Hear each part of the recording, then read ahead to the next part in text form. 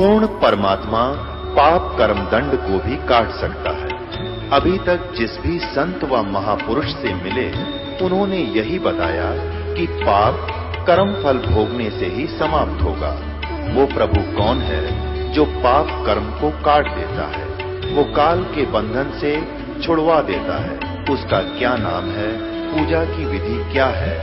कृपया अवश्य सुनिए जगत गुरु तत्वदर्शी संत रामपाल जी महाराज के अमृत वचन।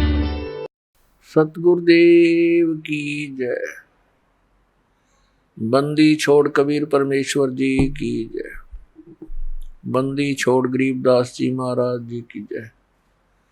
स्वामी रामदेवानंद जी गुरु महाराज जी की जय हो।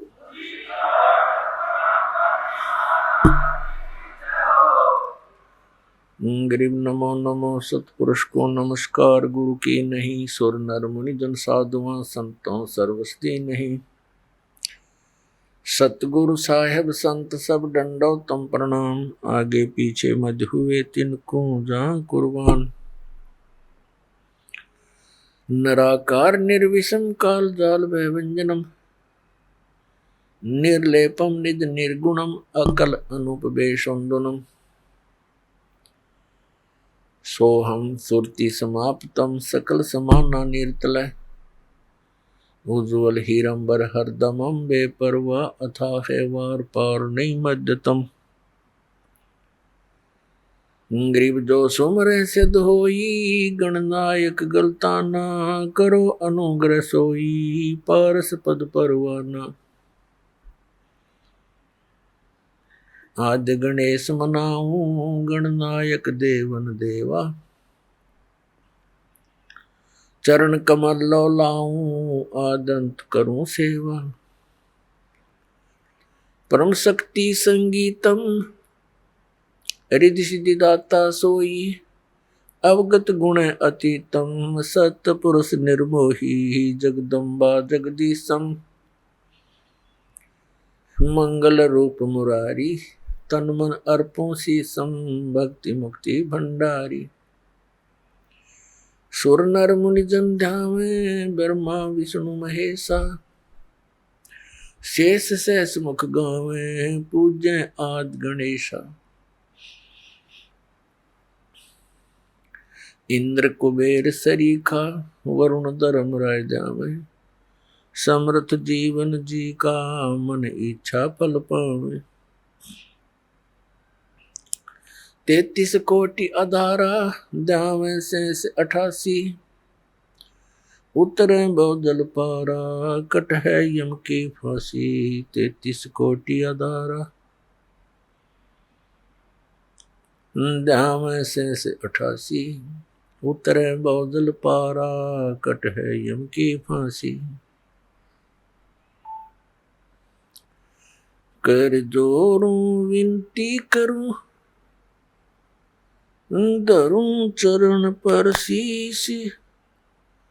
गुरु जी राम देवानंद जी महाराज ने दियो नाम बख्शीश।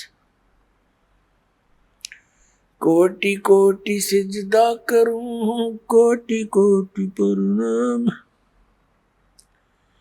चरण कमल में राखियो मैं बंदी जाम गुलाम। कुत्ता हूँ गुरुदेव का रामपाल दास का नाम। गले प्रेम की जेवड़ी जा खेचो वहाँ जाऊं मैं। तो करो तो बावड़ू दूर दूर करो तो जाऊं। ज्यों राखो त्यों ही रहूं जो देवो सो खूं। परम पिता परमात्मा पूर्ण ब्रह्म सर्व सृष्टि रचनहार कबीर देव जी कबीर परमेश्वर जी हम सभी आत्माओं के जनक हैं। ये सर्व सृष्टि रचनहार है।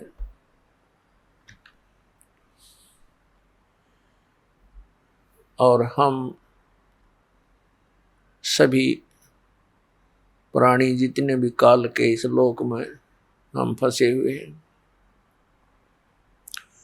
ये सभी जीव उसी परमात्मा के अंश हैं। वो हम सब का मालिक है, स्वामी है।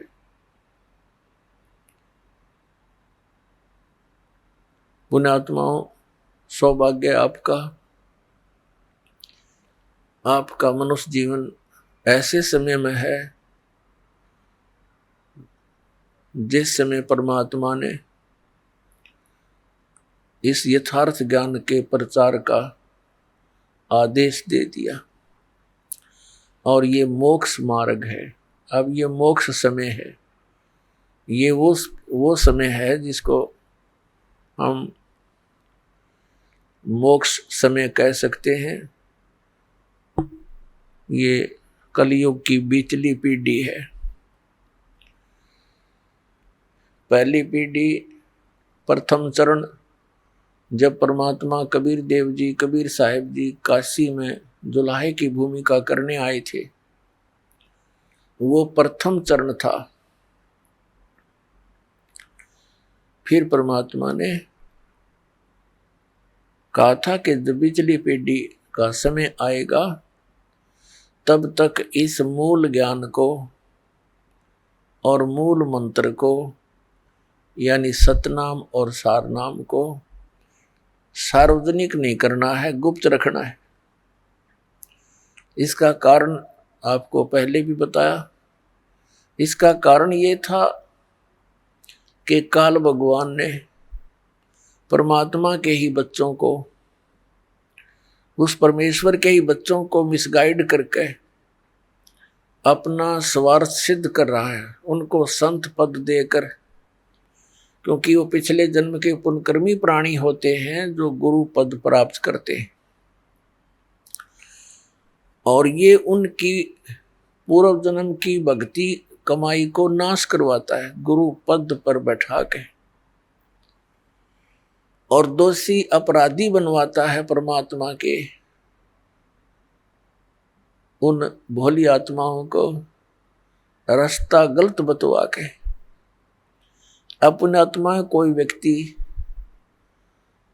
कहीं जा रहा हो, राहगीर यानी रास्ते में, और वो किसी व्यक्ति से पूछे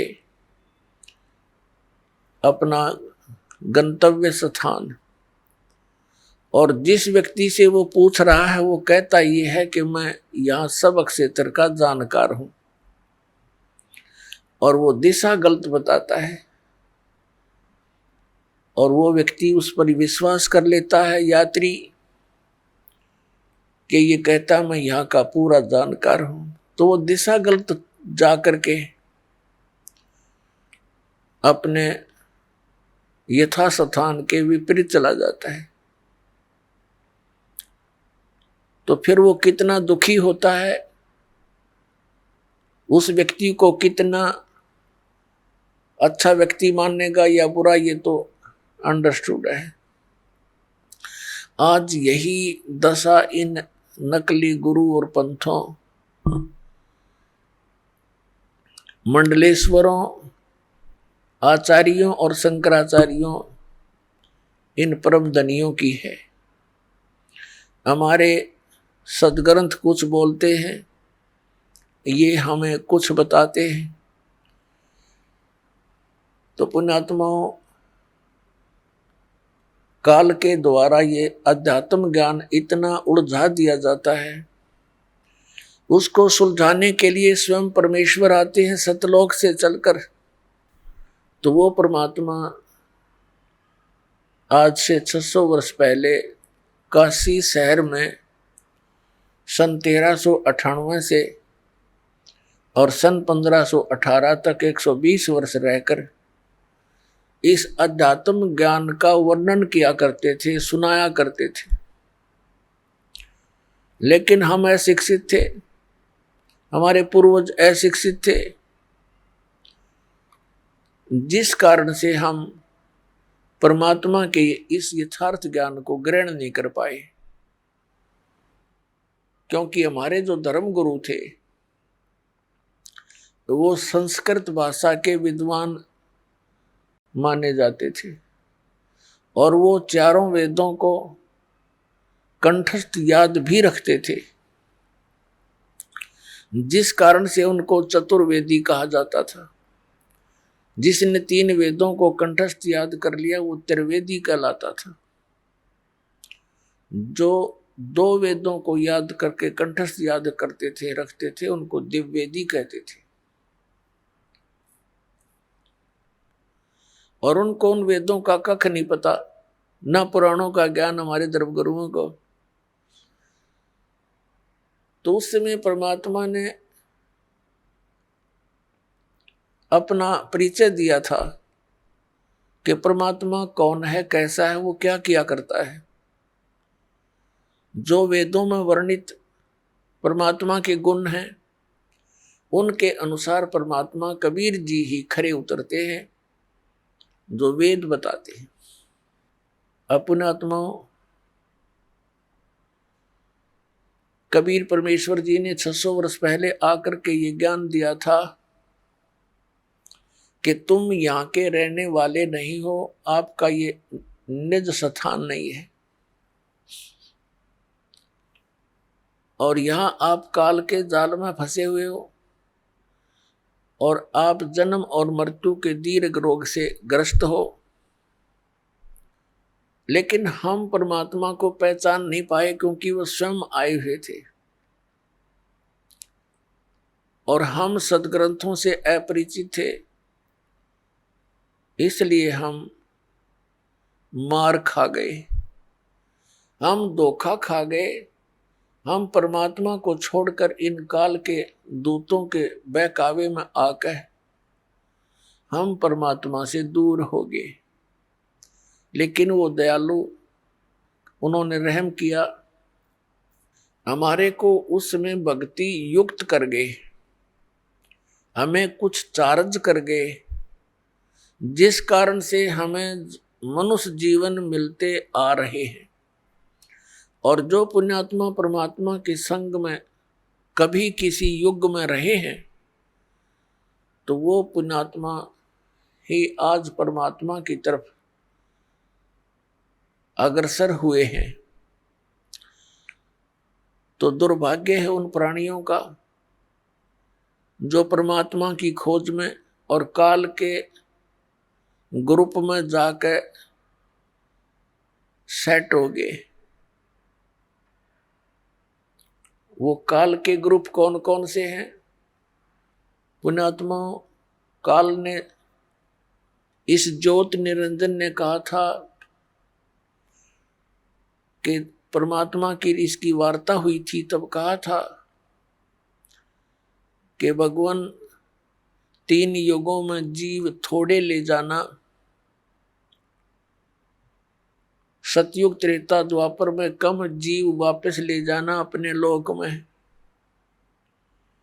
और चौथा युग जब कलयुग आवे तब तब शरण जीव बहु जावे। ऐसा वचन हर मोय दीजे तब तब गवन संसार ही कीजे। परमेश्वर कबीर जी अपने पुत्र जोग जीत का रूप बना करके इसके 21वें ब्रह्मांड में वार्ता की थी। इसने पहले तो झगड़ा किया भगवान से, लेकिन समर्थता के सामने इसकी पार नहीं बसाई। फिर इसने चापलूसी का सहारा दिया, चरण पकड़ दिए और कहा, आप किस उद्देश्य लेकर आए हो, क्या उद्देश्य लेकर आए हो? तो परमात्मा ने इसको सारा स्पष्ट कर दिया कि मैं जाऊंगा तेरे नीचे के लोकों में और तूने इन प्यारी आत्माओं को कितना कष्ट दे रखा है। कोई पशु बना दिया, कोई पक्षी बना दिया, कोई कुत्ता बनाया, कोई गधा बनाया, मनुष्य बनाए तो इनके साथ कितनी यातनाएं दे रहा है। मैं इन प्राणियों को जाकर बताऊंगा कि तुम जिस लोक में रह रहे हो ये काल का लोक है, तुम सतलोक के रहने वाले हो और सतलोक में जाने की जो विधि, जो मंत्र है वो मेरे पास है, वो इनको दे दूंगा, फिर ये सतलोक आएंगे। तो फिर इसको चिंता होगी, पहले तो परमात्मा के साथ लड़ाई करनी चाहिए, लेकिन परमात्मा ने कहा, धर्मदास नाम के एक महापुरुष जो परमात्मा की उन प्यारी आत्माओं में से हैं जिनको भगवान मिले थे, उसको बता के धर्मदास जब इसकी पार नहीं बसाई मेरे ऊपर, इसने अटैक किया, मैंने श्वास का सिमरण कर दिया, सतनाम के श्वास, वो श्वास का सिमरण कर दिया, जिस कारण से काल नीचे जा गिरा बहुत दूर पाताल में। पुण्यात्माओं, परमात्मा कबीर जी हमें सतर्क करते हैं, आप जी के ऊपर कभी कोई आपदा आवे तो सतनाम का सिमरण तुरंत शुरू कर देना, ये अभ्यास बना लेना। ना यम के दूत निकट आएंगे, ना काल निकट आ सकता, तुरंत अगर आ भी गया है तो बहुत दूर चला जाएगा, आपको कोई हानि नहीं कर पाएगा।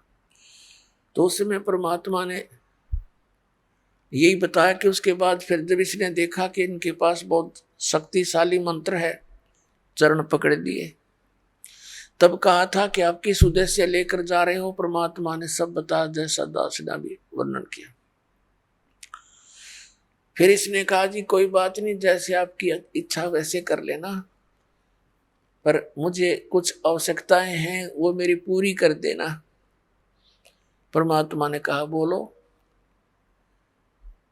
इसने कहा ऐसे नहीं, आप वचनबद्ध हो जाओ। तो परमेश्वर कबीर जी वचनबद्ध हो गए। तब इसने कहा था कि 3 युगों में जीव कम ले जाना और चौथे युग कलयुग में कितने ही जीव ले जाना। और परमात्मा एक दया और करना, आप अपना ज्ञान देकर ले जाना, आपके ज्ञान को स्वीकार करें वो आपके, मेरे ज्ञान को स्वीकार करें वो मेरे, उन पर उनको बलपूर्वक ना ले जाना। परमात्मा को सब पता था कि बलपूर्वक अगर ले भी जा सकता हूं मैं, फिर ये रुकेंगे नहीं वहां, क्योंकि इनकी आस्था यहीं पर जमा हो रही है। पहले इनकी आस्था हटाऊंगा, इनको ऐसा ज्ञान दूंगा कलयुग में और प्रमाण दिखाएंगे, तो फिर ये अपने आप उनकी रुचि सतलोक में हो जाएगी। पुण्यात्मा, तब काल ने जब पता लगा कि अब सारे वचन मान लिए, तब कहने लगा जाओ जोग जीत संसारा और जीव न माने कहा तुम्हारा। 12 पंथ करूं मैं साजा, नाम तुम्हारा ले करूं आवाजा। इन 12 पंथ नाम जो ले ही, सो हमरे मुख आन समोही। और अनेक पंथ चलाऊं, या विद जीवों को बरमाऊं। देवल मंदिर को कहते हैं, देवल तीर्थ और देव पूजाऊं, और तीर्थ व्रत और नकली जप तप मन लाऊं। इनमें उलझा दूंगा और जाओ जोग जीत संसारा, फिर जीव न माने कहा तुम्हारा। जीव तुम्हारा कहा न माने, हमारी और हो बाद बखाने। हमारे वकील बन जाएंगे वो काल के, जो तेरे बच्चे उनको इतना मिसगाइड करवा दूंगा, अपने दूत भेज कर 12 नकली पंथ, और उसके बाद और पंथ अनेक चलाऊंगा, इस विद जीवों को भरमाऊं। तब परमात्मा ने कहा ठीक है, तू अपने सारे काम कर लिए, जितने दाव तू लगावेगा काल। परमात्मा ने कहा था जब कलयुग 5505 वर्ष बीत जाएगा, तब मैं अपना अंश भेजूंगा। पहले तो परमात्मा ने कहा था मैं स्वयं आऊंगा, उनकी मौज है वो आप आवें या अपना प्रतिनिधि भेज दें, एक का बात होती है। तो पुण्यात्मा, इस काल ने कबीर पंथ के अंदर भी अनेकों नकली पंथ चलवा दिए, और किसी के पास नाम नहीं, किसी के पास वो परमात्मा वाला विधान और ज्ञान नहीं। अब एक जैसे ये 12 पंथों के विषय में तो आपको बहुत बार दिखाया है। एक और पंथ है कबीर पंथ के अंदर, जो अपने आप को पारखी बोलते हैं, जो अपने आप को पारखी संत कहते हैं। और वो कबीर परमेश्वर जी को अपने पंथ का यानी कभी इस पारख पंथ का प्रमुख मानते हैं। और वो केवल परमात्मा द्वारा बोली गई वाणी, जिसको एक बीजक ग्रंथ कहते हैं, कबीर बीजक, उस वाणी को ये पारखी संत सत्य मानते हैं। और कहते हैं कबीर साहब ने जो वाणी बोली है ये सारी सच्ची है, जो बीजक में लिखी है। अपने आत्माओं, अब ये यथार्थ ज्ञान परमात्मा के बच्चों तक पहुंच रहा है। इस चैनलों के माध्यम से, सीडी के माध्यम से, पुस्तकों के माध्यम से। और ये भी प्रमाणित हो रहा है क्योंकि बुद्धिमान समाज है। आज कोई बालक नहीं, अभी तक इन पुण्यात्माओं को ये पता ही नहीं लगा था कि जिनको हम संत मान रहे हैं ये संत नहीं असंत हैं। ये तो आपसे भी नीचे स्तर के ज्ञान के व्यक्ति थे, क्योंकि इन्होंने वो भक्ति भी छुटवा दी जिससे थोड़ा बहुत लाभ मिलना था। जैसे घर घर में जोत जगाई जाती थी, जो हवन यज्ञ का काम करती थी। इन राधा स्वामी पंथ, धन धन सतगुरु पंथ वाला ने, जय गुरुदेव पंथ वाला ने वो भी बंद करवा दी। और क्या कहते हैं, हम तो अंदर ज्योति देखेंगे, अंदर देखेंगे, अंदर की जोत जलाएंगे। ये खाक जोत जलाएंगे, ने पांचों नाम काल के जाप करें और गुमराह किए बैठे सतलोक जान की बात करें। है तेरा गजब भाई। अपनात्मा, इस काल ने एक नहीं कई शिकंजे कस रखे हैं, कई फांस बांध राखी है प्राणी के। अब इस ज्ञान से, सत्संग से पुण्यात्माओं को जो सत परमात्मा की खोज में लगे हुए हैं, उनको ये तो विश्वास हो चुका है, लगभग हो जाएगा नहीं तो ज्ञान सुनने से, कि कबीर इज गॉड, कबीर परमात्मा है, सतपुरुष है। सारे प्रमाण दास ने दिखा दिए। अब क्या समस्या आवेगी आपके समक्ष कि भाई यदि कबीर साहब ही भगवान हैं तो फिर बिल्कुल सही है। फिर तो कबीर पंथ में जितने महापुरुष हैं जो गुरु पद पर हैं, आम जनता जनसाधारण के मन में, भोले भालों के मन में ये बात मन में आवेगी कि भी सबसे पुराना कबीर पंथ में कौन सा स्थान है, हमारे किया और बीमारी है। हम सबसे पुराने नर बहुत उसको महत्वपूर्ण मानते हैं। तो पुण्यात्माओं, अब भोली आत्मा उन कबीर पंथ के उन नकली संतों के जाकर फंसना जा, इसलिए अब थोड़ा सा ये सतर्क और करना पड़ेगा। एक हमारा सेवक बना सन 1998 में, और उसको ज्ञान हो गया कि कबीर साहब परमात्मा है दास के प्रमाणों से। तो उसके अंदर काल ने के प्रेरणा भर दी कि अब कबीर साहब तो भगवान है ही, ये तो अंडरस्टूड हो गया। बुद्धिमान बच्चा था, लेकिन ये घनी बुद्धिमान, घना जो चतुरता है इस मार्ग में हानिकारक भी होती है। तो उसके मन में क्या दोष आया जो दास ने अभी बताया। उसने सोचा जब कबीर साहब ही भगवान हैं और गुरुजी इस दास के बारे में सोचा, ये तो अभी सन 1994 से नाम देने लगे हैं और ये तो बहुत नए से हैं, और कहीं ऐसा ना हो उन पुराने आश्रमों में उनके पास तो बहुत ही यथार्थ ज्ञान मिलेगा। तो उसने इस दास को इस अपनी जो उसने धारणा बना रखी थी परिचित नहीं होने दिया और कहा, जी ऐसे ऐसे हमारी इच्छा है कि कबीर बट देख कर आवें, बांधवगढ़ का वो स्थान देखें जहां धर्मदास जी हुए हैं। मैंने कहा चलो भाई देख आते हैं। संगत थोड़ी थी, थोड़े ही भक्त बने थे सन 1998, फिर 99 की बात है। सन 2000 में फिर हम कहाँ गए, कबीर बट है एक, कबीर बट ये गुजरात स्टेट में भरूच एक शहर है।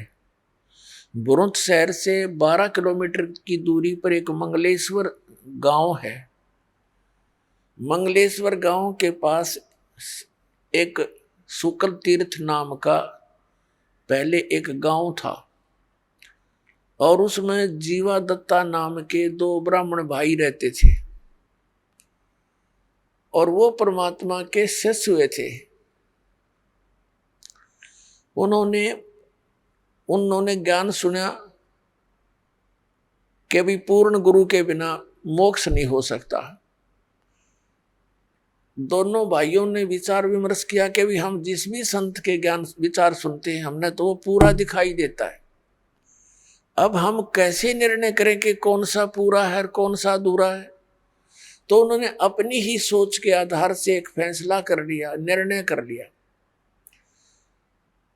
कि हम अपने आंगन में एक सूखे वट वृक्ष की टहनी गाड़ेंगे, जैसे पौधा लगाते हैं गमला बनाकर, यानी नीचे गड्ढा बनाकर, और इन महापुरुषों के चरणामृत ला करके चरण धो के और इस टहनी में डालेंगे, और यदि ये हरी होगी तो हम मान लेंगे पूर्ण गुरु है। इस दृष्टिकोण से उन्होंने जहां भी जिस संत का नाम सुना वहीं पहुंच गए और उनसे प्रार्थना की, दासों को चरणामृत दीजिए। अब संत इस बात से नकारा नहीं करते कि ले बेटा ले लो, उनके चरण धोएं और डाल के पात्र में घर ले आवें, आते उसमें डालते हैं। 2 दिन बाट देखें, 2-3 दिन कुछ नहीं होता, हफ्ते 10 दिन, फिर दूसरे के पास जाए, तीसरे के पास जाए, सब जगह जा लिए जिनका बोलबाला था। अब ये उनको ज्ञान हो गया था कि मनुष्य जीवन परमात्मा प्राप्ति के लिए ही प्राप्त हुआ है, और यदि मनुष्य जीवन प्राप्त करके भगवान मिले नहीं तो व्यर्थ है, और पूरे गुरु बिना भगवान नहीं मिले। सब संत कहते हैं, ऋषि और मंडलेश्वर कहते हैं। तो उन्होंने ये डिसीजन कर लिया कि हे परमात्मा, इस समय तो पृथ्वी पर कोई परम संत नहीं है, पूर्ण संत नहीं है, हम दोनों भाइयों की मृत्यु कर दो और किसी समय इस पृथ्वी पर संत आया हो पूर्ण, उस समय हमारी शेष आयु मनुष्य की दे देना दाता। कति फाइनल फैसला आत्मा से पुकार के और ये अर्ज की, और दोनों भाई मायूस रहने लग गए कि क्या बने इस जीवन का, तो पूंजी नष्ट हो रही है। अब कहते हैं परमात्मा, धारी मेरे संत की मुझसे मिटे नहीं अंश। उसी समय हफ्ते 10 दिन के बाद परमात्मा एक जिंदा महात्मा के रूप में उस शुक्ल तीर्थ नाम के गांव में, जिसमें 30-40 घर थे ज्यादा से ज्यादा, पहले ऐसे छोटे छोटे गांव होते थे सभी, तो वहां गली में घूम रहे हैं और जीवा और दत्ता, जिसको तत्वा भी कहते हैं, उसके घर के सामने से और दूसरी गली में जा रहे थे। तो दत्ता बाहर आया। उस दत्ता ने देखा कि एक महात्मा जा रहा है। उसने अपने बड़े भाई जीवा से कहा कि जीवा, एक महात्मा जा रहा है, तेरी आज्ञा हो तो बुला लाऊं। अब जीवा कहने लगा, भाई रहने दे, क्यों जख्म को हरा कर रहा है, क्या करेगा बुला करके। ऐसे ऐसे मंडलेश्वरों को देख लिया, उनके पास कुछ नहीं हुआ। दत्ता ने फिर कहा, भाई मेरी तो इच्छा करती है संत को एक बार बुला लाऊं। जीवा ने कहा, भी देख ले, फिर मैं क्यों तेरी आत्मा को दुखाऊं, बुला ले। इतने में परमात्मा वापस आ गए, जैसे किसी का घर खोज रहे हो। और दत्ता पुण्यात्मा थी, चरणों में मत्था टेका, हे महाराज, आपके दास की झोपड़ी है, चरण रखना, आ जाओ यहाँ दर्शन देना, कुछ समय विश्राम करो। परमात्मा ने कहा, अच्छा भाई चलो। जाके जैसा भी कोई स्थान था बैठने के लिए दे दिया, कोई पीढ़ा बूढ़ा, परमात्मा बैठ गए। और जीवा कहता है, दत्ता कहाँ जी, वो लाना, साधु के चरण धोवाएंगे। अपनी लाए कोई परात थाली और उसमें पानी डालकर चरण धोए। अब जीवा कहता कि दत्ता ले जा इस जल को, चरणामृत को, और संतों के चरणामृत को गली में नहीं डाला करते, इसको अंदर डाल देना पौधे में। अच्छा जी। अब दत्ता गया आंगन में, और जो ही वो लगा डालने जल डालते डालते ही वो सूखी टहनी जो गलने लगी थी नीचे से, वह एकदम हरी भरी होगी। बोलो सतगुरुदेव।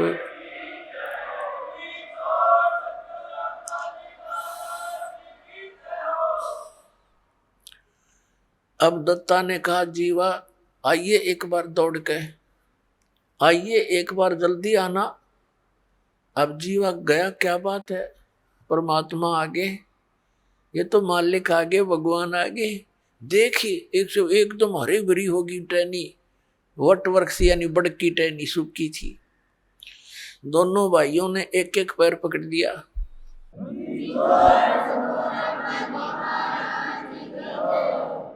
दोनों भाइयों ने एक एक पैर पकड़ लिया।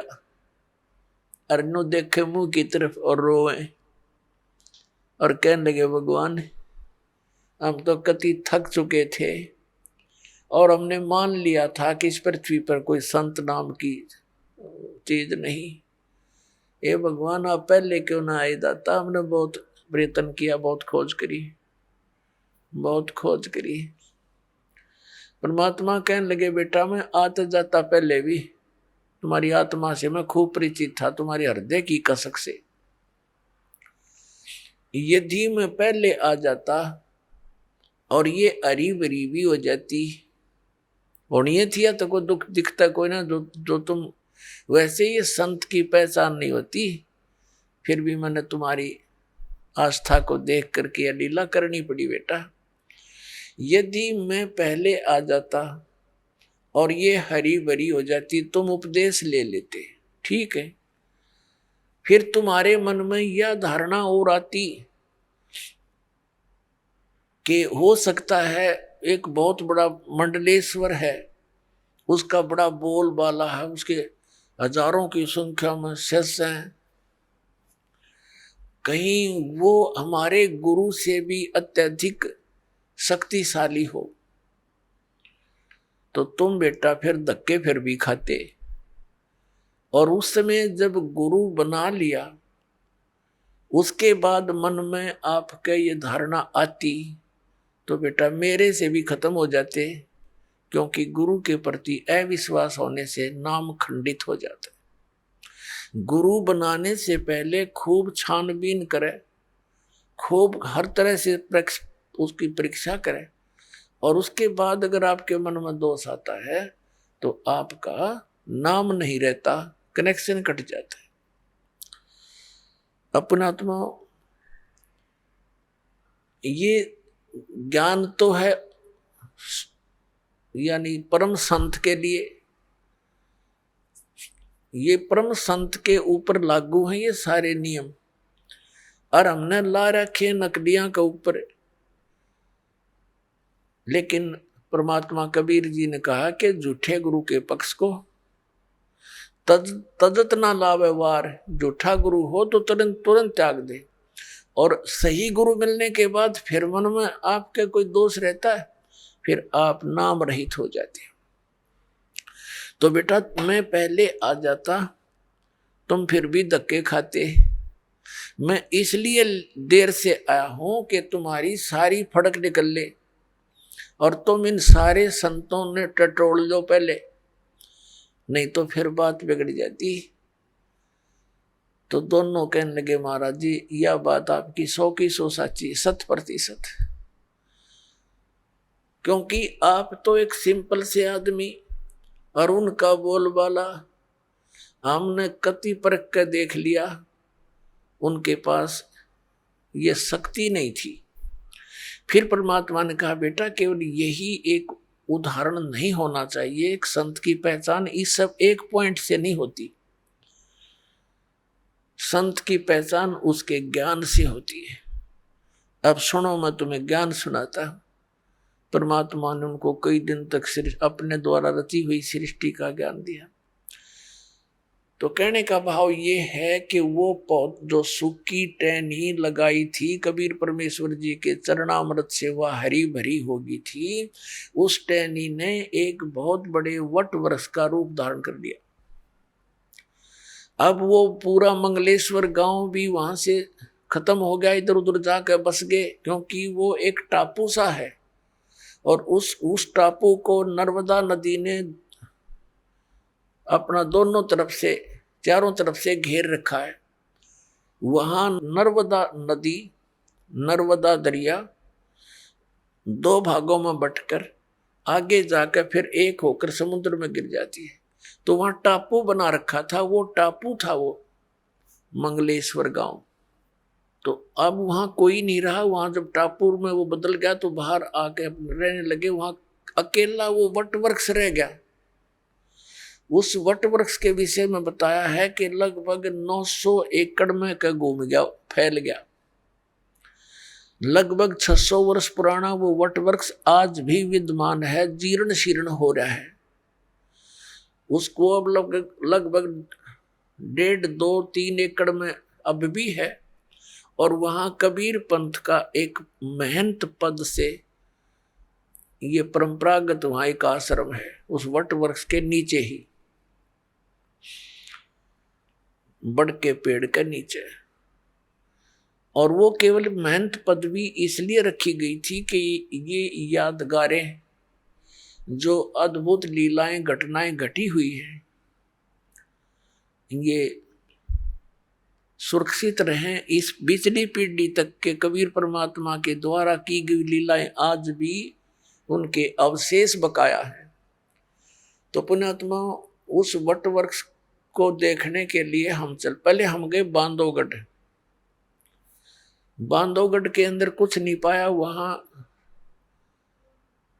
उनका धर्मदास जी का लड़का था नारायण दास, वो परमात्मा की शरण में नहीं आया था। फिर परमेश्वर कबीर जी ने आदरणीय धर्मदास साहिब जी को अपनी कृपा से 60 साल की उम्र हो चुकी थी उनकी, धर्मदास जी की, तब एक संतान, एक पुत्र दिया था। उस पुत्र से उसका वंश चला था, और उस पुत्र के साथ बड़ा बेटा हमेशा विरोध रखता था, उसके साथ जो है ना झगड़ा रखता था। उसने वहां से छोड़ दिया था बांधवगढ़। दूसरे छोटे लड़के ने कहीं और चला गया था, कुदरमाल वगैरह नाम बताया, MP में। तो बांधवगढ़ में वो हमारे साथ था, वो हमारा सेवक। उसने बाद में बताई दास को फिर ये बातें। तो उसने जाकर के बांधवगढ़ में जो महात्मा से दिखे थे उनसे बात करी, अलग से चर्चा की, ज्ञान गुण की बातचीत की। फिर हम वहां से चल पड़े वट वृक्ष देखने। हम वट वृक्ष पर पहुंचे तो वहां एक महंत था, अच्छी गद्दी लगा रखी, एक झूला के ऊपर बैठा वो, और एक दो उसका सेवक उसको झुला रहा था। तो उससे उसने एकांत में बात करी। हम कहीं उधर अपने बैठे थे। उससे पूछा, जी सार नाम क्या है, सत नाम क्या है? वो कहने लगा, मुझे तो मालूम नहीं। मेरे मामा जी की दुकान थी, मेरे मामा जी रहा करता यहाँ पर महंत, उसकी मृत्यु होगी, मेरी तो लकड़ी की दुकान थी, मुझे यहाँ बैठा दिया, मुझे नहीं मालूम यहाँ क्या है। हाँ, इतना अवश्य है कि ये वट वृक्ष के विषय में जानता था, बाकी सार नाम के बारे में मुझे नहीं मालूम। ऐसे वह बांधवगढ़ में उन संतों से पूछा, उनने भी यही जवाब दिया, कोई कुछ बतावे, कोई कुछ ना बतावे, ये मंत्र है, ये मंत्र है। फिर हम पहुंच गए और कई स्थानों पर गए, बड़े बड़े जो कबीर पंथ के थे।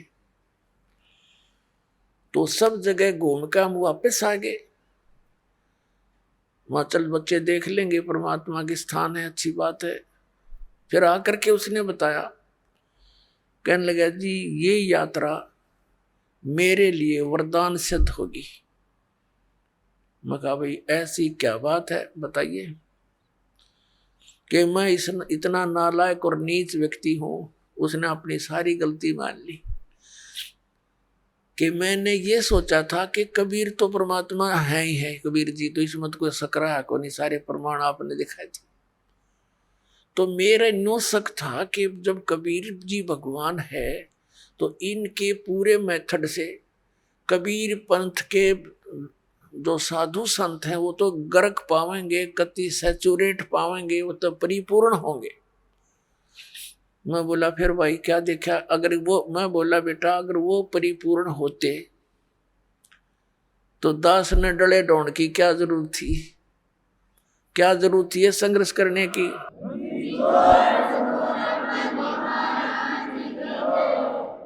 इस दास ने क्या जरूरत थी फिर इस पंगे में पा देने की? सारे सबको मैं बताऊं इनका ज्ञान गलत, इनका ज्ञान गलत और ये ज्ञान सच्चा। और सभी बोली आत्मा भी नो सोचे, रामपाल निंदा करता है, नंदक को और सच्ची बताऊं। तो उसने फिर बताया, जी मैं ऐसे ऐसे किसी से पूछा, महाराज जी सार नाम क्या है? उसने क्या बताया कि हाथ पर आटा ले लो। एक कबीरपंथी पुराने आश्रम का 60-70 साल का बूढ़ा, और नो कह हाथ में आटा ले लो और श्वास के निकट कर लो,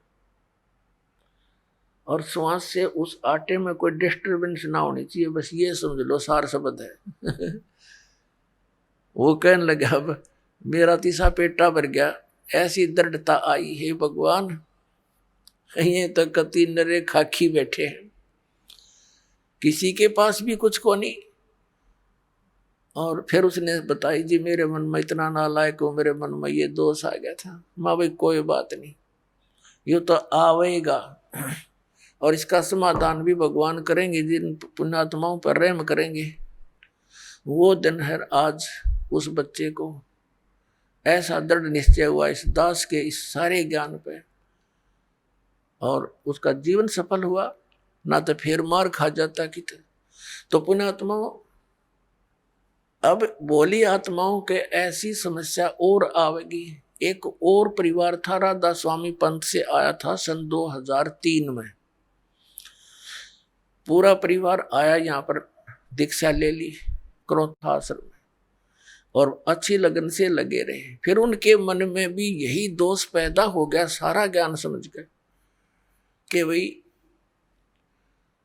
अब दामा खेड़ा के अंदर धर्मदास साहिब जी की गद्दी से संबंधित संत बताए हैं।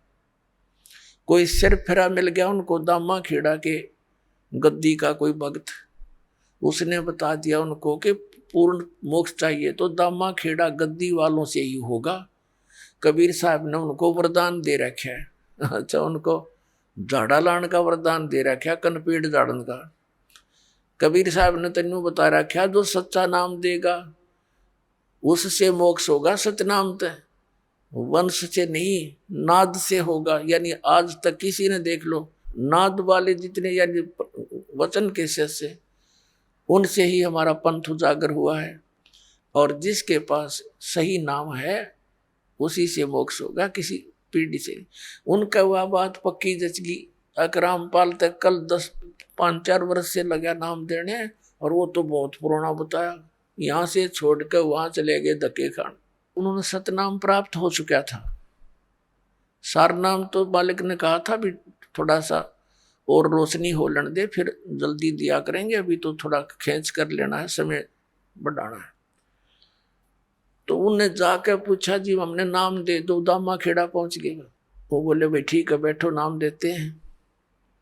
उनने सुना दिया पूरा शब्द, अजर नाम अमर नाम पाताले सब सिंधु नाम, यही हंस का काम। वह देखे उनके मुंह की तरफ, वो कहने लगे जी वो सतनाम, तो सतनाम कौन सा होता? बोला ये है जो कुछ है, जो कुछ है बस यही है। अब वो वहां से तो खिसियानी बिल्ली होकर आ गए। उन्होंने फिर स्कीम बनाई, किसी से बताया कि वहां कबीर चौरा है काशी में, वहां परम संत पाओगे, वहां धक्के खाए। आखिर में वो भक्ति से हीन हो गए, यहां से भी गई। तो कहने का भाव ये पुण्यात्माओं, इस काल ने तो कई शिकंजे कस रखे, बहुत बंधन बांध रखे, पर अब ये सारे समाप्त करने पड़ेंगे। दास सारे समाप्त करेगा और ऐसा कर देगा इन सबको कि इनके पास खख नहीं, सबके जोड़े खाली करके दिखा दूंगा। अब देखो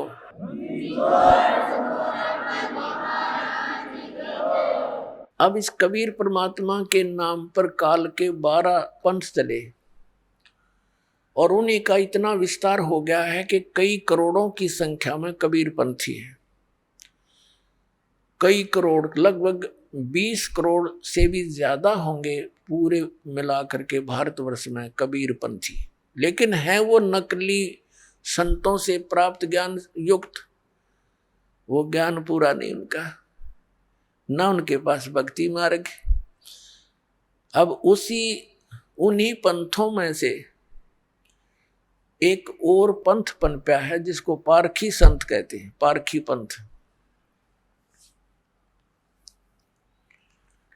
अब अन्य जितने कबीर पंथ में जो बेशक वो काल से प्रेरित हैं, नाम उनके पास यथार्थ नहीं है, लेकिन ज्ञान उनका बहुत कुछ ठीक है। परमात्मा कबीर जी को वो महत्व देते हैं, परमात्मा को मानते हैं, और सतलोक सचखंड उन स्थानों को भी मानते हैं, लेकिन उनका नाम गलत है, उनकी पूजा की विधि गलत है। अपने आत्माओं, जैसे आप किसी को ये ज्ञान हो जा कि इस व्यक्ति को ये रोग है और उस रोग का नाश करने की औषधि है नहीं, तो उस ज्ञान का लाभ क्या?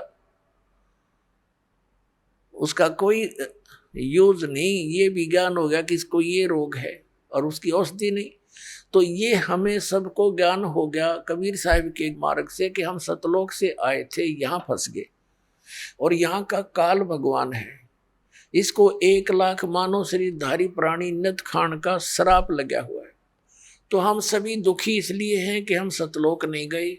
सतलोक जाने से हमें सुख होगा, लेकिन उनकी जो सिद्धांत विधान है, ये सभी कबीर पंथी जो हैं, कबीर परमेश्वर जी को केवल सतगुरु मानते हैं, परमात्मा नहीं मानते, और परमात्मा को सतलोक में निराकार मानते हैं। और वहां वही राधा स्वामी वालों वाली थ्योरी की वहां प्रकाश ही प्रकाश है, लेकिन वो ये मानते हैं कि वहां आत्मा उस प्रकाश में घूमती रहती है। परमात्मा पहले गुप्त था, फिर प्रकाश बन गया, प्रकाश उत्पन्न कर दिया उसने अपनी दौनी थे, फिर उसमें समा गया। कुछ ऐसे भी बकवास करते हैं बेतुकी। उसमें समा गया प्रकाश में, वो प्रकाश चेतन हो गया। प्रकाश का टट्टू चेतन होता, बता, प्रकाश तो प्रकाश ही है।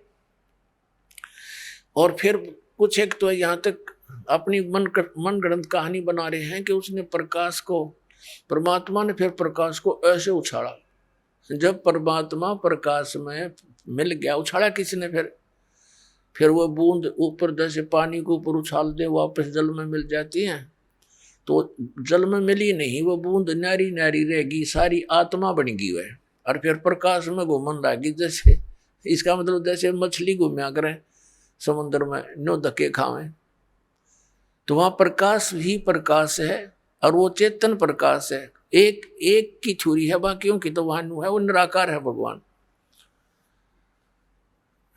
और वहां आत्मा अलग रहती है, उस प्रकाश में जैसे मछली जल में घूमती रहती है, ऐसे धक्के खाती रहती है, ऐसे भटकती है, तो ये टट्टू मोक्ष होया, कोई बात हुई है। तो इस तरह की छुरी, चलो ये जो कबीर पंथी हैं, ये अस्तित्व भगवान का मानते हैं कि भगवान है, परमात्मा है, सतपुरुष है, जीव भिन्न है। इनकी बात कुछ ठीक सी है, लेकिन इनके पास मोक्ष मार्ग नहीं, यथार्थ ज्ञान नहीं सतपुरुष का। जैसे हमने आम के महिमा का ज्ञान हो गया, आम के कि कितना स्वादिष्ट फल है, और उसका बीज है नहीं, बीज आम के स्थान पर बबूल का बीज दिया, और आशा लगाए बैठे हैं आम की, तो ये सारी ये बात बिगड़ गई। ये तो दशा है कबीर साहिब के उन 12 पंथों और उनसे निकली हुई अनेकों ब्रांचों की। और एक जो पारखी पंथ है, ये तो कतिये नास्तिक लोग हैं। इनका क्या विधान है कि एक तो ये मानते हैं कि जीव ही परमात्मा है, बताओ, जीव ही भगवान है। और फिर कहते हैं ध्यान लगाओ, और ध्यान की अंतिम उपलब्धि ये क्या बताते हैं कि विचार शून्य हो जाओ, बस ये अंतिम ध्यान की प्रागाढ़ता है। और जीव ही भगवान है, ये तो इनका ज्ञान है, और विचार शून्य हो जाना ये इनका ध्यान है। इन ते कोई पूछने वाला हो, भले पुरुष हो, जब परमात्मा जीव ही भगवान है, तो फिर साधना की और ये आश्रम बनाने के लिए पुस्तक छापने की आवश्यकता रहेगी? 2 अक्षर की बात है कि भगवान तो है नहीं, जीव ही भगवान है। बताओ, कोई बुद्धिमान व्यक्ति इस बात को स्वीकार कर लेगा? और उसने भी लाखों लोग बका रखे, मूर्ख बना रखे। एक अभिलाष दास नाम का एक ये पारखी संत कहलाता, बताए इनको संत कहते आने भी शर्म आवा उन्हें। अभिलाष दास नाम का एक संत है, इलाहाबाद और कई स्थानों पर उसने आश्रम बना रखे। एक बुरहानपुर नाम का एक स्थान है, शहर है, और वहाँ इस पारख सिद्धांत के बहुत से महात्मा रहे हैं। बहुत पुराना, 150 वर्ष पुराना लगभग वो स्थान है। अब इनकी क्या छुरी है ये बताता हूं आपको। ये कहते हैं ईश्वर परमात्मा कोई नहीं, जीव ही ब्रह्म अर्थात परमात्मा यानी ईश्वर है। सृष्टि का कोई कर्ता नहीं है। जगत को ये बिना ईश्वर का मानते हैं। ये कहते हैं ईश्वर, जब ईश्वर है ही नहीं, भगवान है ही नहीं, तो ये परमात्मा रहित मानते हैं इस संसार को और सृष्टि को। ये जीव को परमात्मा कहते हैं। बताओ, या कोई बात है जरा सी कोई बुद्धिमान की? इन आदि शंकराचार्य जी ने 2500 आज से 2520 वर्ष पूर्व आदि शंकराचार्य जी का जन्म हुआ था, यानी ईसा जी से 508 वर्ष पूर्व। उस समय इस आदि शंकराचार्य जी ने भी, इनको क्या हुआ कि 8 वर्ष की उम्र में इनमें प्रेरणा होगी, क्योंकि पिछले पुण्यकर्मी प्राणी थे, और ये जा फंसे एक संत के जो गुफा में रहता था, और 6 महीने में या 2 महीने में 3 महीनों में वो गुफा से निकलता था। कि उसका बोलबाला सुनकर आदि शंकराचार्य जी वहां जा बैठे। जब वो निकला, उससे प्रार्थना की ज्ञान समझाने की, तो उसने उल्टा पाठ पढ़ा दिया उस भोली आत्मा को कि जीव ही ब्रह्म है। अब इस ही विधान को आगे प्रचार करने लगे आदि शंकराचार्य जी, जहां से हिंदू धर्म का ये जो है ना उत्थान माना जाता है, प्राकट्य माना जाता है। तो उस समय ये सब जगह जाकर कहने लगे, उस अपने गुरु जी के विधान को बताने लगे। तो उस समय भी इतने बुद्धिमान व्यक्ति थे, उन्होंने कहा कि हे महात्मा जी, जब जीव ही ब्रह्म है तो फिर हमने करना क्या रह गया? हम आप भगवान है, फिर क्यों दर दर आप अपना प्रचार करते फिर रहे हो? आप भी भगवान और हम भी भगवान, फिर हमारा करना क्या रह गया? फिर अब ये बात उस आदि शंकराचार्य के भी समझ में आ गई, भाई बात तो यह भी ठीक है, ये बात तो जची नहीं, क्योंकि फिर गुरुजी उनके जीवित थे। अब उस विधान को साथ लेकर चलना गुरु परंपरा थी उसकी, लेकिन उन्होंने अपनी सूझबूझ से फिर कहा कि तुम श्री कृष्ण की, श्री विष्णु जी की और श्री शंकर भगवान की पूजा करा करो। या दया परमात्मा की थी। यदि वो बात स्वीकार हो जाती हमारे पूर्वजों द्वारा, तो आज कोई राम नाम लेनिया नहीं पाओ, सारे नास्तिक हो जाते। अब यही बीज ईब बो रहा है ये अभिलाष दास नाम का एक कबीर पंथी कवाव है। कबीर पंथी कवाव है, और कबीर साहब के विपरीत सारा ज्ञान बताओ, तो ये काल का पक्का दूत है। अपने आत्मा ये क्या बताते हैं कि परमात्मा ये जगत जो है अन ईश्वर है, यानी बिना ईश्वर का है। जीव भगवान हो गया तो सृष्टि का कोई कर्ता नहीं, तो इसका मतलब ये बिना भगवान के हुआ। अब हमारी श्रीमद् भगवत गीता क्या बताती है कि जिस व्यक्ति की ये स्टेटमेंट है कि जगत का कोई कर्ता नहीं, ये अपने आप बनता और बिगड़ता रहता है, यानी प्रलय होती है, फिर सृष्टि होती है। अब उसके बारे में श्रीमद् भगवत गीता में दिखाएंगे। पहले इनकी सारी थ्योरी बताता है दास। और ये पारखी जो संत हैं, ये नहीं मानते कि ऊपर कोई लोक है, सतलोक है या कोई स्वर्ग लोक है, ये नहीं मानते। कहता ये सब काल्पनिक बातें हैं, काल्पनिक बनावटी। और ये इनका ये भी मानना है, जैसे कोई प्रश्न करता है क्या परमात्मा भक्तों पर दया करता है, दुष्टों को हानि करता है? वो कहता है कि जब भगवान है ही नहीं और परमात्मा किसी पर ना रहम करता है ना कोई दुख देता है, वो कुछ नहीं करता, परमात्मा है ही नहीं। ये चातुर प्राणी की बातें होती हैं। जो चातुर प्राणी है, चातुर प्राणी चोर हैं और मूड बुगद हैं ठोठ, ये संतों के निकाम की इनके देगल जोट। अब ऐसे व्यक्तियों के पास भी जन समूह बैठा है। कमाल कर दिया ये भगवान, कितनी श्रद्धालु, कितने ड्यूटी हैं, आंख मीच कर बैठे हैं। गुरुजी जो बता देते हैं वो सही है, बिल्कुल सही है। अब इतने चतुरता ये संत पद पर प्राप्त प्राणी होते ही हैं कि एक आम जनसाधारण तो कोरा कागज होता है, उस पर कुछ भी लिख दे, उसमें तो वही अंक अंकित हो जाते हैं। तो इस प्रकार वो लाखों लोगों को डबोए बैठा है। अब देखना, ये है श्रीमद् भगवत गीता, और जय दयाल गोविंद का नाम इसका अनुवादक है। और ये कौन सी है? पद छंद पद छेद अन्वय साधारण भाषा टीका से, ये इसका नाम है, अनुवाद करता इसका यो नाम लिख रखे। और देखना ये है अध्याय नंबर 16 और श्रीमद् भगवत गीता, और इसका श्लोक नंबर 7 से शुरू करेंगे। अब गीता ज्ञान दाता कहता है कि मैंने ऊपर तो बता दिया देवी प्रकृति वालों की जो जानकारी दे दी। अब दूसरी असुरी प्रकृति वाले हैं, वो 2 प्रकार के व्यक्ति हैं।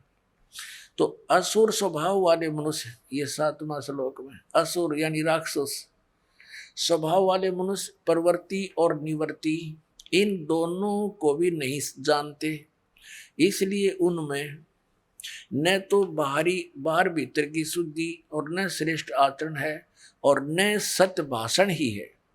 वो सच्ची बात नहीं कहते, वो बात को घुमाते हैं, झूठ बोलते हैं। अब 8वें श्लोक में देखिएगा, अध्याय नंबर 16 के 8वां, वे असुर प्रकृति वाले मनुष्य कहा करते हैं कि जगत आश्रय रहित है, सर्वथा असत्य और बिना ईश्वर के अपने आप केवल स्त्री पुरुष या नर मादा के संयोग से उत्पन्न है, केवल काम ही इसका कारण है, इसके सिवा और क्या। 9वें में कहा कि इस मिथ्या ज्ञान को अवलंबन करके जिनका स्वभाव नष्ट हो गया है और जिनकी बुद्धि मंद है, वे यानी जड़मती, वे सबका अपकार करने वाले कुकर्मी उग्र कर्मणा माने निकम्मे, ये बकवाद करने वाले कुकर्मी मनुष्य जगत के नाश के लिए ही समर्थ होते हैं, प्रगट होते हैं। इसका अर्थ ये, अपनात्मा इस पवित्र श्रीमद् भगवत गीता ने ये स्पष्ट कर दिया कि वो राक्षस स्वभाव, असुर स्वभाव के व्यक्ति होते हैं जो ये कहते हैं कि कोई भगवान नहीं, यानी सृष्टि अनईश्वर है, ये जगत अनईश्वर है, इसका कोई भगवान नहीं। अब ये जो कबीर पंथी कहलाता है, वैसे तो इसको कबीर पंथी कहते हुए दास को तो शर्म आती है, लेकिन इनके ज्ञान को सार्वजनिक किए बिना जनता को समझ में नहीं आवे कि ये कितना मिथ्या ज्ञान प्रचार करे। इस अभिलाष दास जी ने एक गीता सार लिखा है। इससे कोई पूछता है, जैसे इसके भक्त काफी यहाँ आए थे, हमसे मिलते रहते थे, उनसे वार्ता होती रहती है, तो वो क्या बताते हैं कि वो अभिलाष दास जी ने बड़े कई सैकड़ों पुस्तक बना रखी है और एक गीता सार भी बना रखा है। वो गीता सार पढ़ा दास ने। ये चातुर प्राणी होते हैं जो इनके इस अज्ञान विधान में उल्टी सुलटे करके जो समर्थन इनको महसूस होता है, उनको तो ये ले लेते हैं अपने प्रमाण में और बाकी श्लोक छोड़ देते हैं। श्रीमद् भगवत गीता में 700 श्लोक हैं और इस भले पुरुष ने अपने अनुसार जो इसको चाहिए थे, जो इसके अनुकूल थे, वो सेलेक्ट कर लिए, बाकी छोड़ दिए। फिर ये ऐसे व्यक्ति, अज्ञानी पुरुष क्या कहा करते हैं कि ये गीता में मिलावट है और सही सार निकाल कर हमने दे दिया गीता सार, ये सही गीता है। दिखाऊं आपको, इनके देखिएगा, ये है पुस्तक गीता सार, अभिलाष दास इसके अनुवाद। आगे पूरा डिटेल दिखाएंगे यहां से।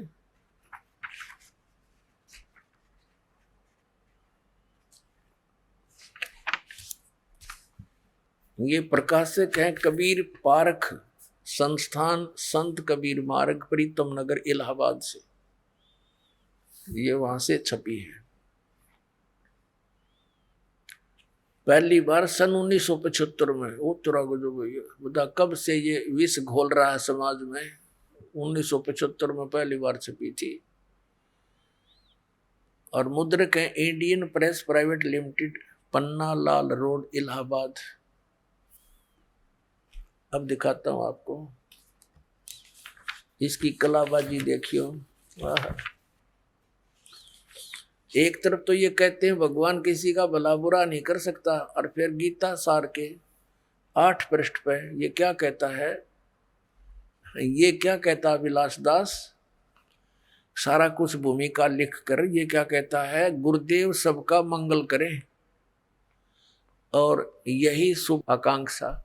बता, एक तरफ तक है यो कि भगवान कुछ नहीं कर सकता, फिर गुरुदेव तेरा मंगल करेंगे, तेरे गुरुजी मंगल करें, सबका भला करें। है इनकी दोगली बातें, कहीं सिर पैर नहीं पाओगे। अभी तो सटाट है इसकी कलाबाजी, दिखाता हूं। ये देखिएगा, अध्याय नंबर 16 का इसने अनुवाद किया है अपनी इस गीता सार में।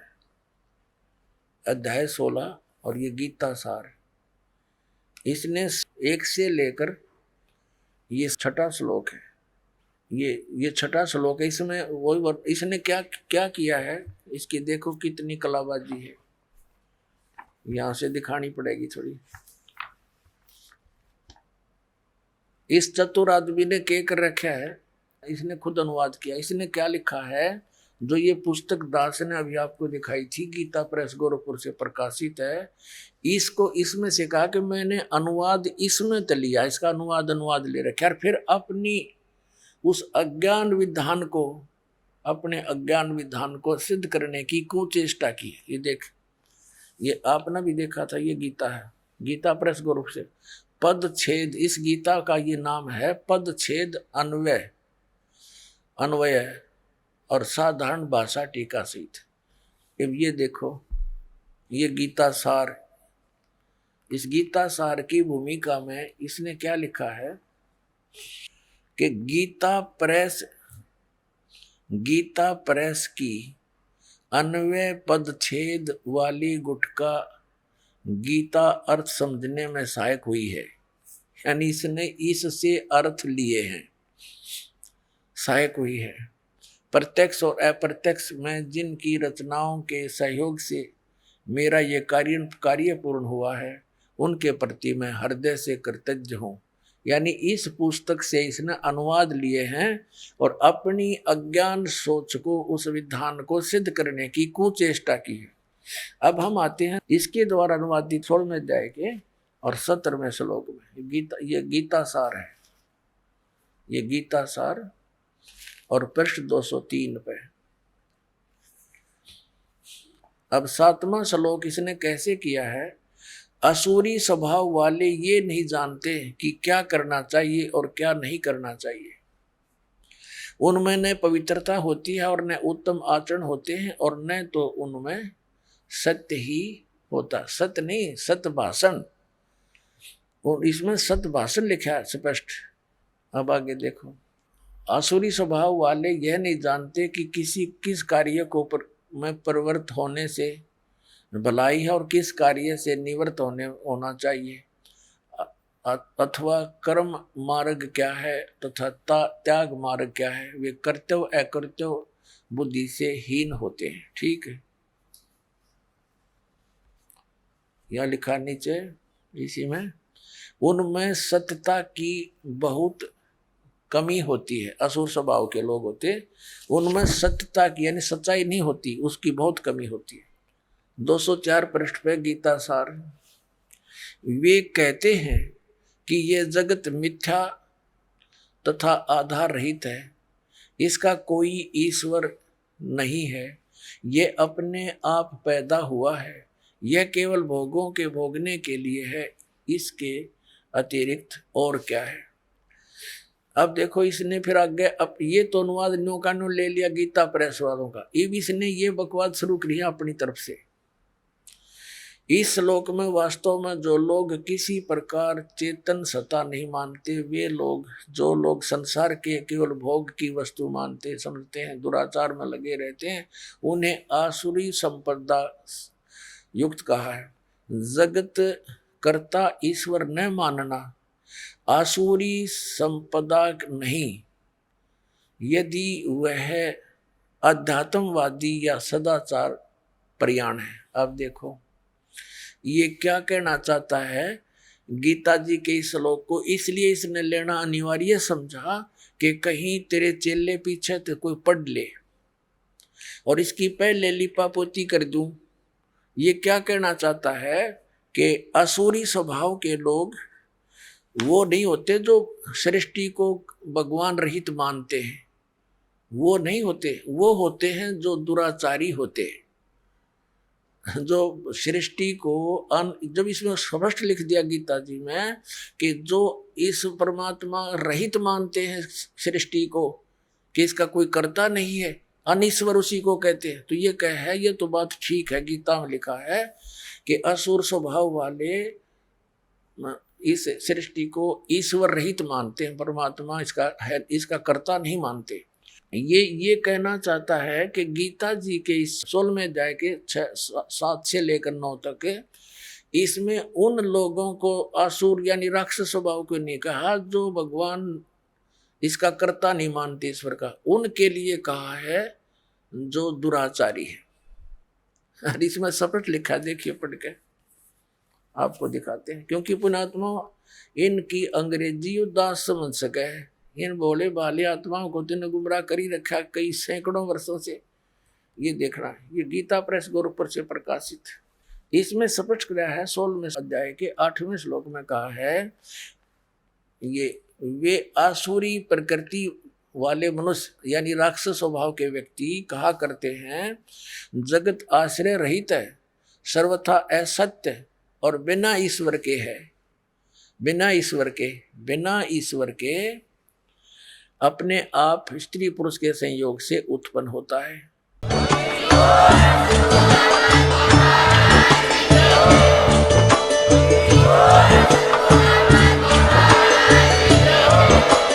आप सुन रहे थे जगत गुरु तत्वदर्शी संत रामपाल जी महाराज जी के मंगल प्रवचन। अधिक जानकारी के लिए विजिट कीजिए हमारी वेबसाइट www.jagatgururampalji.org। संत रामपाल जी महाराज जी के शुभ आशीर्वाद से पूरे विश्व भर में 500 से भी ज्यादा नाम दीक्षा केंद्र हैं, जिन पर संत रामपाल जी महाराज जी द्वारा ऑनलाइन निःशुल्क नाम दीक्षा दी जा रही है। अपने नजदीकी नाम दीक्षा केंद्र का पता करने के लिए संपर्क करें 8222880541।